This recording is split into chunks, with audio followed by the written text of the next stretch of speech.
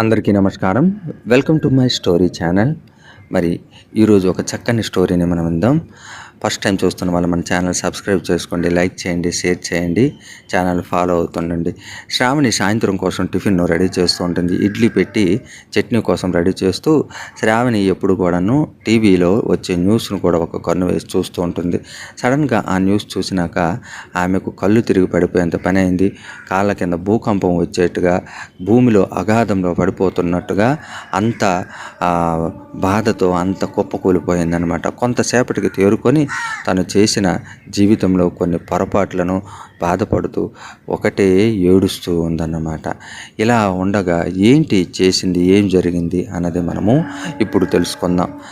శ్రావణి తన వదినకు ఎంతగానో హింసించింది. తనను మాటలు అవమానించి, సూటిపోటు మాటలతో అవమానించి తన ఇంటికి వెళ్లకుండా, తనను కూడా తమ ఇంటికి రానివ్వకుండా చేస్తూ ఎంతగానో ఒక శాడిస్ట్లా బిహేవ్ చేసింది. అదంతా ఇప్పుడు తనకు బాధపడి తన వదిన తాలూకు గొప్పతనాన్ని, తన వదినను ఎందుకు అందరూ రెస్పెక్ట్ ఇస్తారో అన్నది విషయం చాలా బాధపడి ఏడుస్తూ ఉంది. వెంటనే ఇప్పుడే వెళ్ళి వదిన కాళ్ళు తన కన్నీళ్ళతో కడిగి తన పాదాలపైన పడి క్షమాపణలు చెప్పాలని ఉంది. అంత బాధతో, అంత ఆవేదనతో సోఫాలో కుప్పకూలిపోయింది. గతంలోకి ఒక్కసారి ఆలోచన చేస్తూ తన పొరపాట్లకు తానే తన చెప్పు దెబ్బలు కొట్టుకోలేక బుగ్గల మీద జంపులు వేసుకుంటూ ఇంకా ఈ విధంగా తన జ్ఞాపకాలను గుర్తు చేసుకుంటుంది. శ్రీ మహాలక్ష్మి వదిన ఇంట్లో అందరికీ ఒక పెద్ద దిక్కులా ప్రతి దీనిని సంప్రదించడం చేస్తుంటే తనకు ఇంత గొప్పతనంగా, ఇంత మర్యాద ఇవ్వడం, ఇంత ప్రాధాన్యత ఇవ్వటం ఏంటని శ్రావణి చాలా బాధపడుతూ అసూయతో కుళ్ళిపోయేది.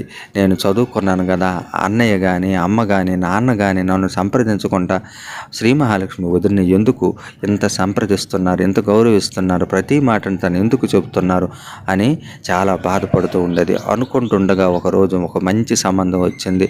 అతను హైదరాబాద్లో ఒక పెద్ద ఫ్యాక్టరీలు కలిగిన ఒక వ్యాపారవేత్త అతనుకు సంబంధం కోసం వచ్చారు.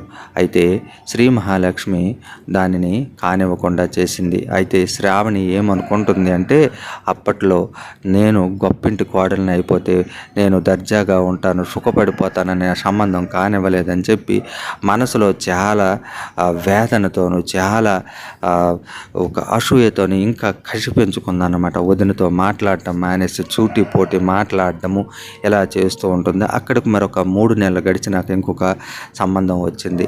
అతను సాఫ్ట్వేర్ ఇంజనీర్ అన్నమాట. తనకు నెలకు ₹1,00,000 జీతం వస్తూ ఉంటుంది. అతను చాలా మంచివాడని చెప్పారు. అయితే శ్రీ మహాలక్ష్మి ఆ సంబంధాన్ని ఖాయం చేసి పెళ్లి చేసింది.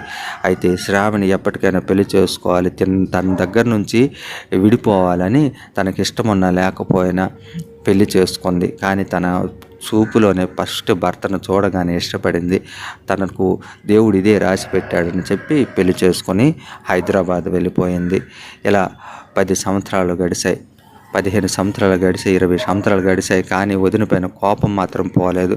తనకు మొదట వచ్చిన సంబంధాన్ని కానివ్వకుండా ఈ మామూలు సంబంధం, మిడిల్ క్లాస్ సంబంధాన్ని చేసి తన జీవితాన్ని తను నాశనం చేసిందని వేదనతో ఉండేది. ఎన్నిసార్లు ఏ ఫంక్షన్లో కనపడినా తను మాట్లాడేది కాదు, తను గౌరవించేది కాదు, సూటిపోటి మాటలతో ఎంతగానో ఇబ్బంది పెట్టేది.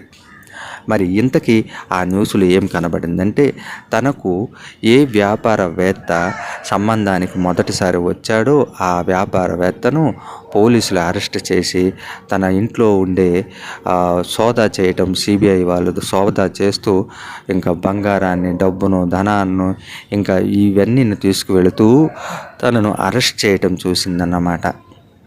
కారణం ఏంటంటే, తను వ్యాపారం అనే నెపంతో ఇంకా స్మగ్లింగ్ చేసి ఇంకా అడ్డగోలుగా బోలుడు ఆస్తులు కూడబెట్టుకున్నాడని, ఇంకా అమ్మాయిల్ని వేధించేవాడని, ఎంతమంది జీవితాలతో ఆడుకున్నాడనే విషయం తెలిసి తను ఎంతగానో సిగ్గుపడింది. తన భర్త శ్రీరామచంద్రుడు వంటివాడు, ఎంతో చక్కగా తనను చూసుకుంటున్న, తన మాటే వేదం.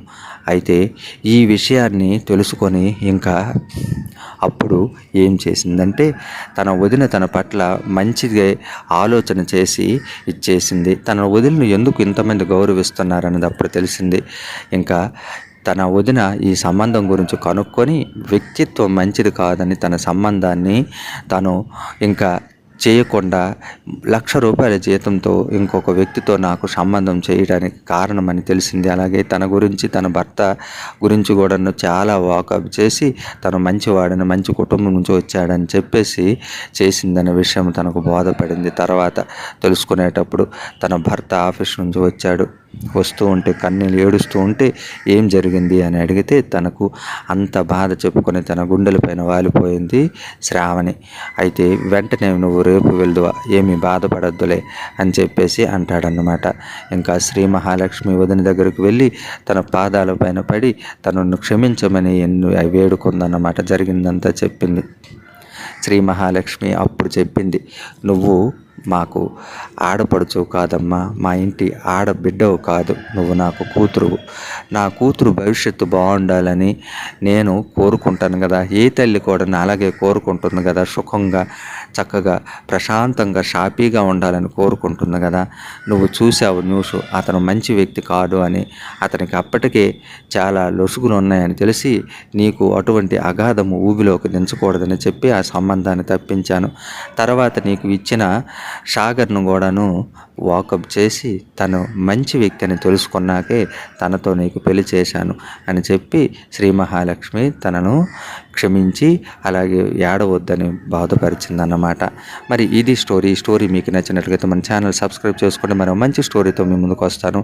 అందరూ హ్యాపీగా ఉండాలి.